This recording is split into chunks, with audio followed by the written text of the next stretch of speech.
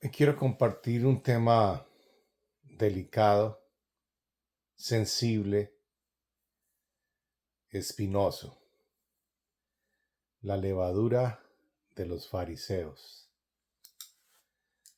En una oportunidad el Señor, hablando con sus discípulos, les dice: cuidado con la levadura de los fariseos. Un poco de levadura leuda toda la masa. Esta es una enseñanza complicada. Es una enseñanza que va a generar un poco de incomodidad. Sin embargo, el Señor advirtió acerca de la levadura de los fariseos. Cuando el Señor les advirtió a sus discípulos, los discípulos inmediatamente pensaron: ¿será que nos ha dicho esto porque no tenemos pan? Y el Señor les reprende diciendo: ya se les olvidó que multipliqué 4 panes y 3 peces y alimenté a más de 5,000, sin contar mujeres ni niños. Y les recuerda: cuidado con la levadura de los fariseos. Un poco de levadura leuda toda la masa. Un poco de levadura tiene la capacidad. Los que han hecho pan alguna vez podrán entender el proceso que está siendo referido. ¿Cómo funciona? Bueno, usted toma la harina de trigo, toma un poco de levadura, agua que esté al clima o un poquito tibia, no puede estar muy caliente. A la levadura se le echa un poco de azúcar, se le disuelve. Si la levadura echa burbujas, significa que la levadura está viva y está en la capacidad de leudar la masa. Solamente es necesario un poquito de levadura. Por ejemplo, si usted va a preparar 1 libra o 2 libras de harina, quizás con una cucharada es más que suficiente. Una cucharada pesará 5, 6 gramos a lo mucho. 1 libra son 450, 2 son casi 900 gramos. O sea que estaríamos hablando de 900 gramos a 5 gramos. La correlación, menos del 5% del total de la masa. Es decir, que se necesita solamente una pizca de levadura para leudar toda la masa. Ahora, esto no es malo, porque cuando usted está haciendo pan, si está haciendo pan sin levadura, pues obviamente no quiere que su masa leude. Pero si usted está haciendo pan, usted necesita garantizar que la masa leude, de manera que el pan no quede duro y quede suave y agradable al paladar. Este es el contexto que para la gente de la época era lo cotidiano. La gente trabajaba con la levadura en forma constante. Era un concepto totalmente cercano. Nosotros hoy vamos a la tienda y encontramos pan. Levadura tenemos muy poco y casi nada de interacción con la levadura en nuestro diario vivir en esta época posmodernista.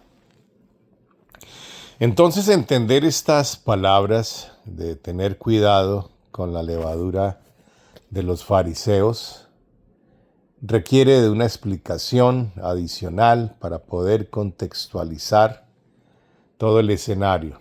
Ahora, le está hablando a los discípulos de la levadura de los fariseos. Tenemos quizás la tendencia a pensar que los fariseos eran una secta de asesinos, guerrilleros de izquierda. No, nada más lejos de la... Los fariseos corresponden a uno de los grupos que seguían la ley de Moisés. Para que me lo entienda bien sencillo, los fariseos eran la secta más obediente y conservadora a la ley de Dios en la época. Si clasificamos los grupos que existían hace 2000 años, refiriéndome a los grupos religiosos y específicamente a aquellos que tenían relación directa con la palabra de Dios, pues nos encontramos con el grupo conocido como los fariseos. Eran lo más recto, conservador y tradicional del judaísmo de la época.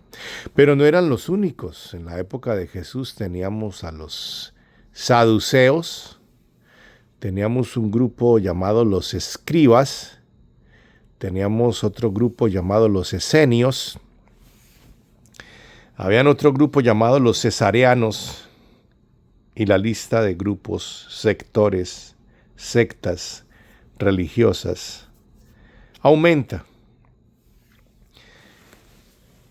Entonces, ¿cuál era el problema con los fariseos? Bueno, los fariseos tenían la costumbre de estudiar lo que los fariseos de antaño, los grandes maestros de la secta más conservadora del judaísmo, había escrito, había pensado, había transmitido, había enseñado. Esto fue lo que se conoció como la ley oral. Los grandes maestros de la Biblia dejaron sus escritos, dejaron sus enseñanzas. Algunas fueron transmitidas en forma verbal, en forma celosa, constante, consistente. Otros fueron escritos, todos estos pensamientos teológicos. Esto es lo que se llama hoy en día teología. Teología es lo que el hombre piensa de Dios, de su palabra. La forma en que el hombre interpreta las enseñanzas de Dios. Todo esto hasta la fecha se ve muy bien, pero empezó a presentarse un problema. La gente empezó a confiar más en la enseñanza de los grandes maestros, líderes, predicadores e intérpretes de la ley. Y esto empezó a generar un divorcio entre la persona y la palabra de Dios. El libro de Juan advierte en el capítulo 10, el Espíritu de verdad será enviado a vosotros, por eso es necesario que yo me vaya. Y cuando yo me vaya, os enviaré otro consolador. El Espíritu de verdad, el cual mi Padre enviará, os enseñará todas las cosas y os guiará a toda verdad. Esto implica que hay una necesidad, hay algo establecido en la palabra de Dios referente a una relación directa entre usted, la Biblia, el Espíritu de Dios y la revelación divinas. Jesús le dijo a Pedro, Pedro, esto no te lo reveló carne ni sangre, sino mi Padre, y sobre esta roca edificaré mi iglesia. Pedro negó a Jesús 3 veces. ¿Quién era la piedra, la roca? ¿Pedro el que le negó 3 veces o la revelación del Padre? Natural, obvio, evidente, la revelación del Padre. Juan explica en sus epístolas, la unción que hay en vosotros os enseña todas las cosas, por lo cual no tenéis necesidad de maestro. Yo creo que ya tenemos más de 4, 5, 6 escrituras. El apóstol Pablo escribe a Timoteo: presenta estas cosas delante de Dios para revelación. Y la lista de escrituras sigue: preséntate como varón aprobado delante de Dios, que no tiene de qué avergonzarse, y maneja bien la palabra de verdad. ¿A qué se refirió Jesús con la advertencia? El Señor Jesucristo, ¿qué fue lo que le dijo a sus discípulos cuando advierte: cuidado con la levadura de los fariseos? Un poco de levadura leuda toda la masa. Hasta la fecha de hoy, el grupo de fariseos que todavía permanecen en nuestros días, hoy en día son conocidos como los judíos ortodoxos. Hasta la fecha ellos mantienen su mismo modo de operación. Estudian más las grandes enseñanzas de los sabios de antaño que la palabra de Dios. Y esto suena muy bien, pero tiene un grave problema. Ya usted no bebe directamente de la palabra que sale de la boca de Dios. Usted come de las migajas que caen de la mesa de un maestro. Y esa no es la voluntad de Dios.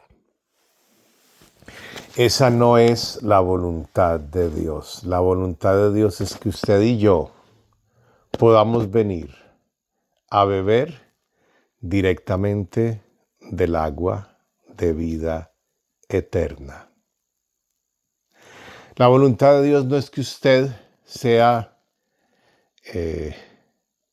discípulo de Dios a través de intermediarios, intercesores y como lo establecía el antiguo pacto, que exista un representante que le pueda conectar a usted con Dios, de manera que usted no tiene contacto directo con la palabra de Dios, sino que hay siempre un tercero haciendo las veces de intercesor, intermediario o puente. Esa no es la voluntad de Dios. El que quiera, venga y beba gratuitamente, directamente, del agua de vida eterna. La voluntad de Dios es que usted y yo tengamos una relación personal con el Señor, de manera que podamos recibir su palabra en forma directa, no comiendo de las migajas que caen de la mesa de otro. El plan de Dios es que cada familia ofrezca su cordero por familia. Otra vez es algo personalizado, es algo que habla de la intimidad. La familia es papá, mamá e hijos. Dios desea y anhela ser un Dios personal que se relaciona con nosotros en forma directa y no a través de intermediarios. Alguien lo explicó de una manera muy sencilla y directa. Dios no tiene nietos, Dios solamente tiene hijos. A los que le recibieron les dio la potestad de ser hechos hijos, no nietos. ¿Cómo así? Sí. El nieto es el hijo del hijo. El hijo es hijo directo. El nieto tiene un puente de relación. El abuelo tiene al hijo y el hijo tiene al nieto. Dios no tiene nietos, Dios tiene solamente hijos en una relación personal, directa, específica y particular. El libro de Hechos capítulo 2 respalda eso diciendo que descendieron sobre los discípulos que perseveraban en la oración en el aposento alto, descendieron 120 lenguas de fuego individuales. Por favor, subraye la palabra individuales. Esto significa que son específicas, que son lenguas particulares para cada uno. La suya no es igual a la de su vecino, la de su vecino no es igual a la mía no es igual a la suya. Todas las lenguas de fuego que Dios ha depositado sobre cada uno de nosotros son individuales, particulares, diferentes, especiales. Dios no es un Dios de multitudes. Dios es un Dios personalizado. El que viene a mí, yo no le echo fuera. Cree tú en el Señor Jesucristo y serás salvo tú y toda tu casa. Medita tú en el libro de la ley de día y de noche y serás prosperado y todo te saldrá bien. No te apartes tú ni a diestra ni a siniestra. Otra vez, una y otra vez, habla de una relación personal. ¿Qué sucede cuando usted depende de un tercero? Usted cayó en algo muy sutil. No se necesita mucha cantidad. Un poquito de levadura leuda toda la masa.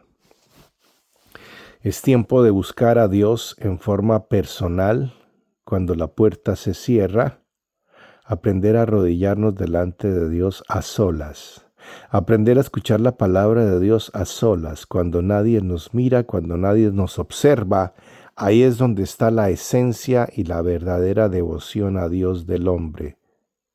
Cuando ores, entra en tu cuarto y en lo secreto de tu cuarto tu Padre te recompensará en público. Otra vez, un Dios personal que atiende a tus oraciones en una relación directa en lo privado de tu habitación.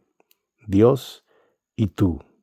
Ojo con la levadura de los fariseos porque se leuda toda la masa. Estudian lo que dijo el rabino A, el rabino B, el rabino C. Sí, ya sé que tú no lees los libros del Talmud o de los maestros de antaño, pero hoy en día la gente ha depositado más su confianza en los grandes maestros de la Biblia de hoy y no en una relación personal y directa con Dios. ¿Cómo lo llama la Biblia? La levadura de los fariseos, y advierte: un poco de levadura leuda toda la masa.